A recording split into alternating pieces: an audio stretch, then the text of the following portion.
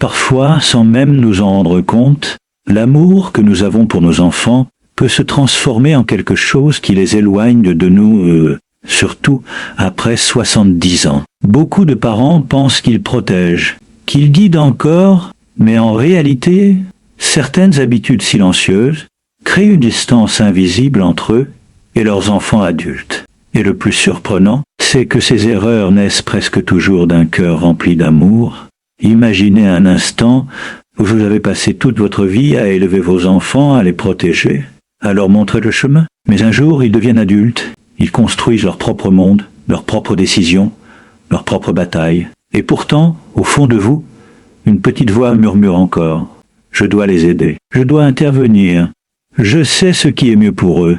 Mais est-ce vraiment le cas? Ou est-ce que certaines de ces actions bien intentionnées peuvent en réalité fragiliser la relation la plus précieuse de votre vie? Aujourd'hui, nous allons explorer ensemble 9 erreurs que beaucoup de parents commettent sans le savoir avec leurs enfants adultes. 9 comportements parfois subtils, parfois profondément ancrés, qui peuvent transformer l'amour en pression et la proximité en distance. Et lorsque vous comprendrez ces vérités, quelque chose changera. Votre regard, votre manière d'aimer, et peut-être même la profondeur du lien avec vos enfants. Parce qu'aimer ses enfants quand ils sont petits est naturel, mais apprendre à les aimer quand ils deviennent adultes, c'est une sagesse que peu de personnes découvrent vraiment.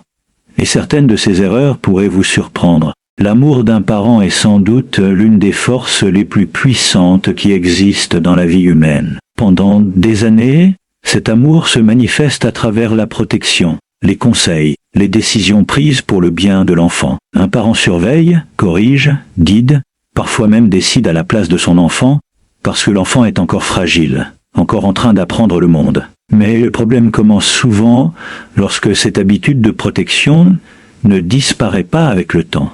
Lorsque les années passent, lorsque l'enfant devient adulte, lorsque sa vie commence à lui appartenir vraiment, certains parents continuent à aimer de la même manière qu'avant. Ils continuent à surveiller, à corriger, à contrôler, et sans le vouloir, ils commencent à confondre l'amour avec le contrôle. Ce mélange est très subtil, presque invisible. Le parent se dit simplement « Je veux l'aider, je veux éviter qu'il fasse des erreurs. Je sais ce qui est mieux pour lui. » Mais derrière cette intention se cache parfois une difficulté beaucoup plus profonde. Accepter que l'enfant n'est plus un tel.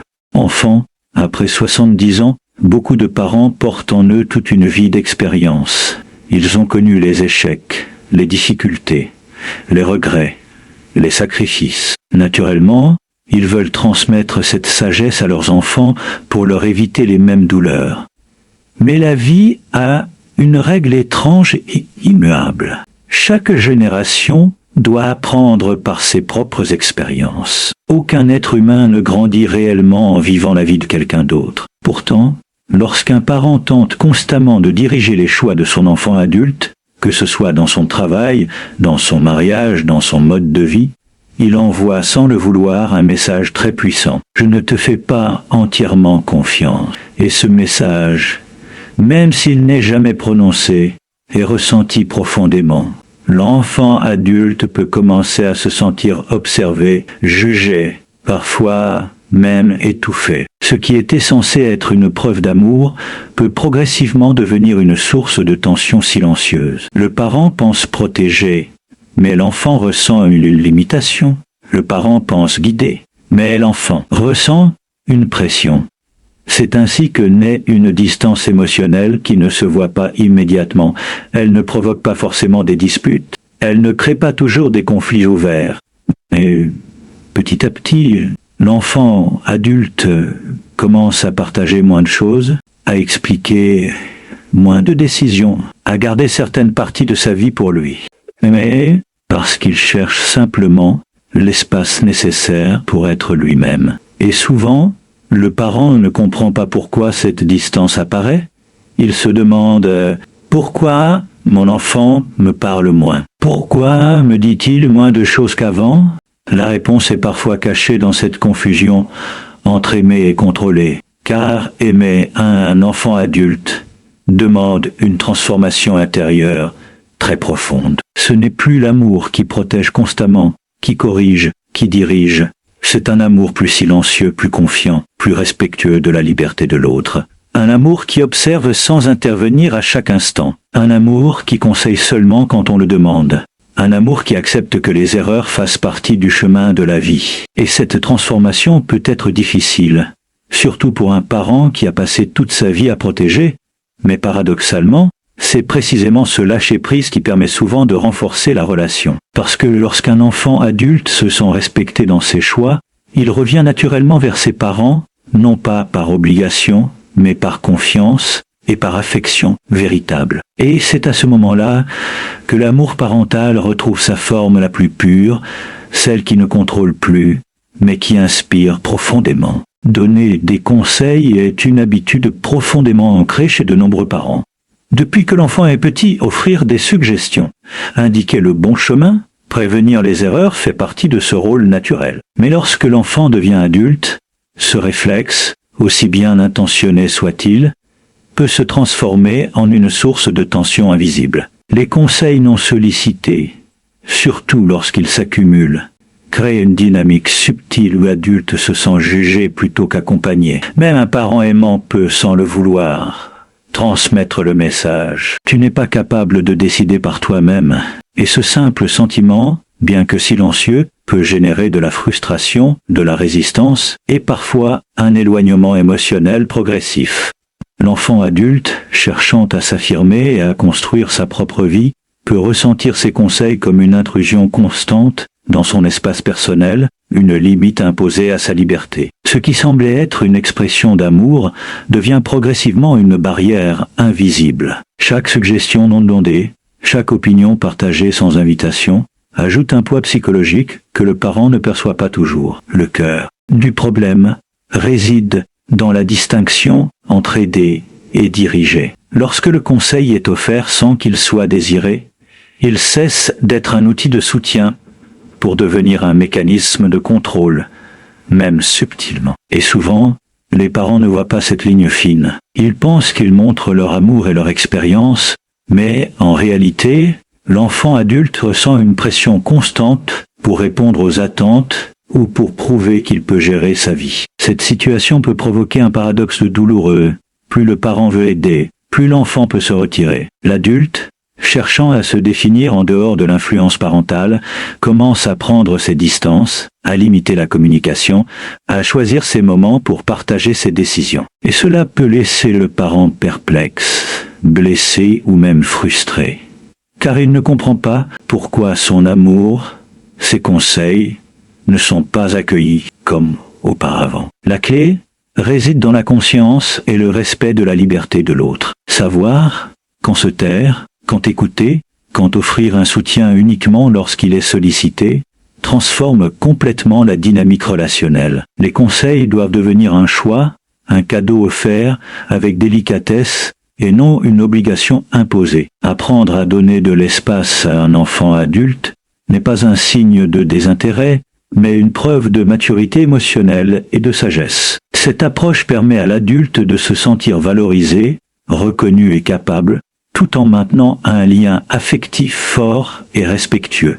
Et paradoxalement, ce retrait stratégique ne diminue pas l'influence d'un parent. Il la renforce en construisant une relation basée sur la confiance plutôt que sur la dépendance. Car lorsque les enfants adultes savent que leurs parents respectent leurs choix et leur autonomie, ils reviennent naturellement, non pas par obligation, mais par affection et gratitude. Et dans ce retour, l'amour trouve sa forme la plus pure et la plus puissante, un amour silencieux, confiant, capable d'inspirer sans contraindre. Intervenir constamment dans la vie d'un enfant adulte est un piège dans lequel beaucoup de parents tombent sans même s'en rendre compte. Pendant des décennies, chaque décision, chaque étape de la vie de l'enfant a été guidée, protégée, parfois même dirigée par les parents. Cette habitude de présence constante, de vigilance permanente, devient presque instinctive. Mais lorsque l'enfant atteint l'âge adulte,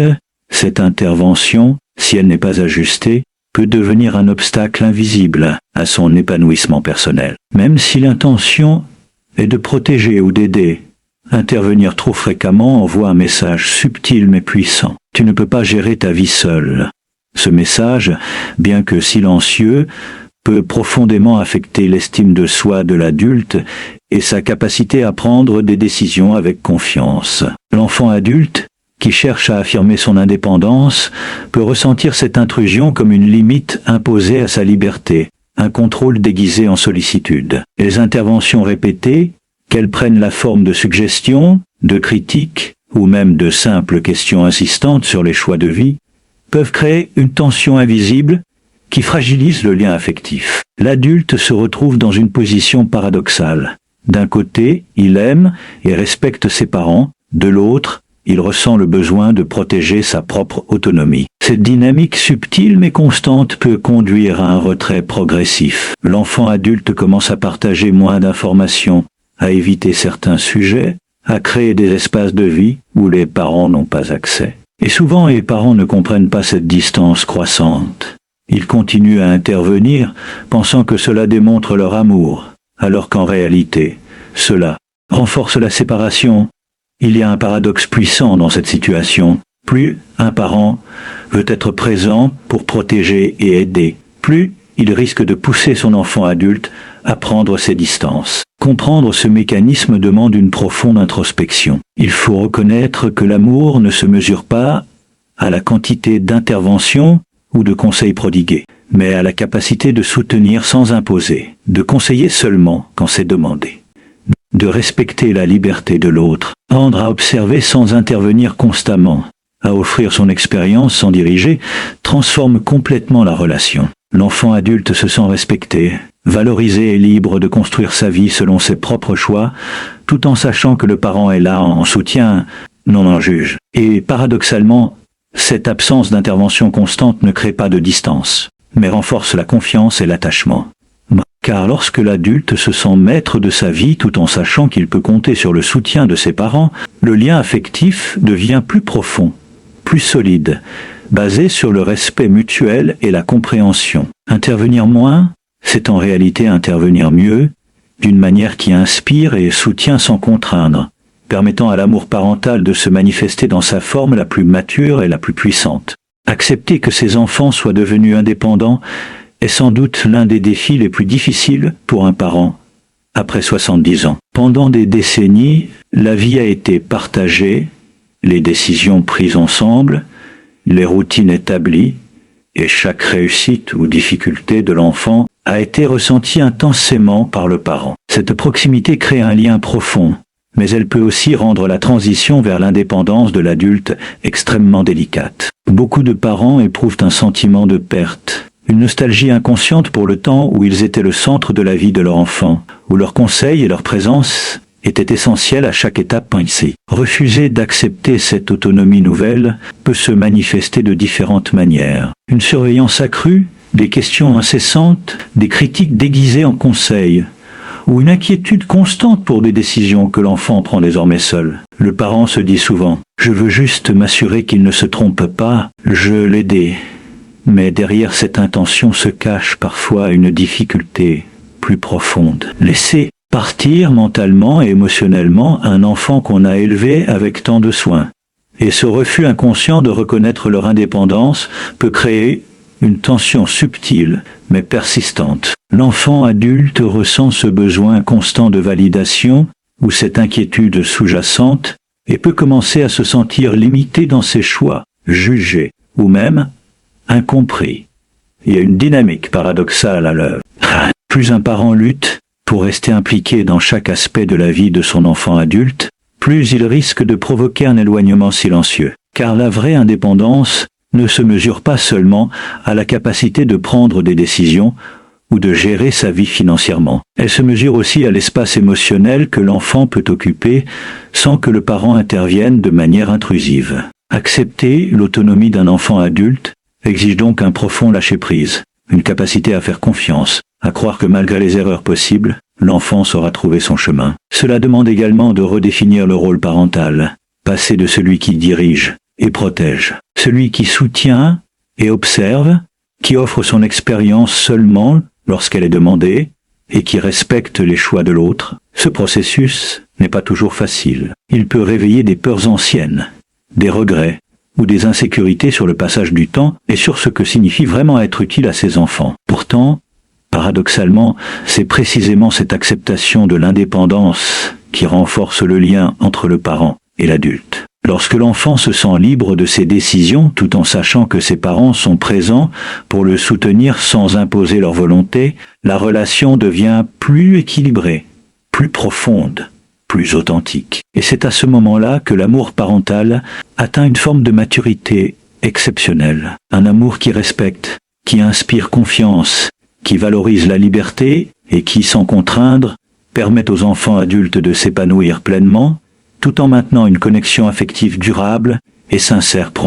Utiliser la culpabilité émotionnelle pour influencer ses enfants adultes est une habitude plus fréquente qu'on ne le pense et qui peut s'avérer destructrice pour la relation parent-enfant.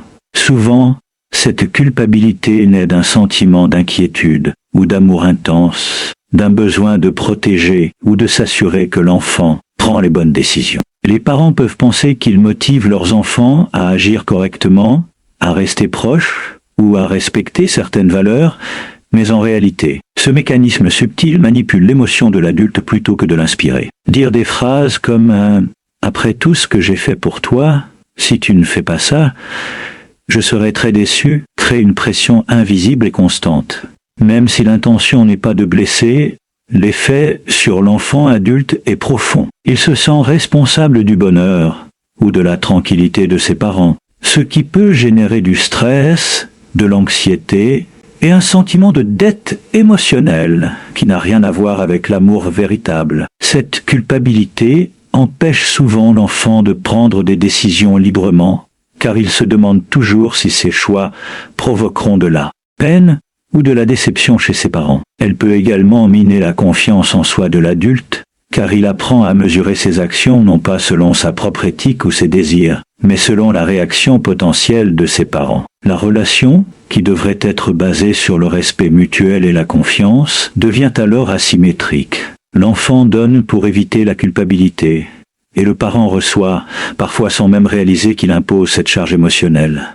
Le problème est que ce comportement est souvent inconscient. Le parent croit qu'il motive, qu'il guide, qu'il maintient le lien, alors qu'en réalité, il crée une dépendance émotionnelle et un malaise subtil, mais constant. Les enfants adultes peuvent réagir de différentes manières. Certains s'éloignent progressivement, gardant leurs décisions et leurs sentiments pour eux-mêmes, tandis que d'autres se conforment par obligation, mais ressentent un poids intérieur qui finit par fragiliser la relation. Reconnaître et cesser d'utiliser la culpabilité émotionnelle demande un profond travail de conscience et d'humilité.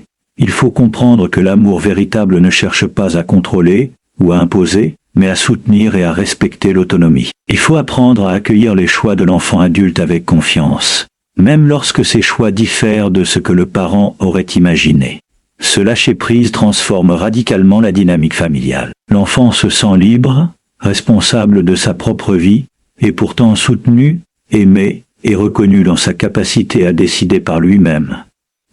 Et c'est dans cette liberté respectée que le lien entre parents et enfants adultes devient plus fort et plus authentique. La relation cesse d'être une chaîne invisible de dettes émotionnelles et devient un espace d'affection sincère, de dialogue ouvert et de confiance mutuelle. Paradoxalement, c'est en renonçant à la culpabilité et en permettant à l'adulte de vivre sa vie selon ses propres termes que l'amour parental révèle sa forme la plus pure, la plus puissante et la plus inspirante, capable d'unir sans contraindre et de rapprocher sans imposer pompeux.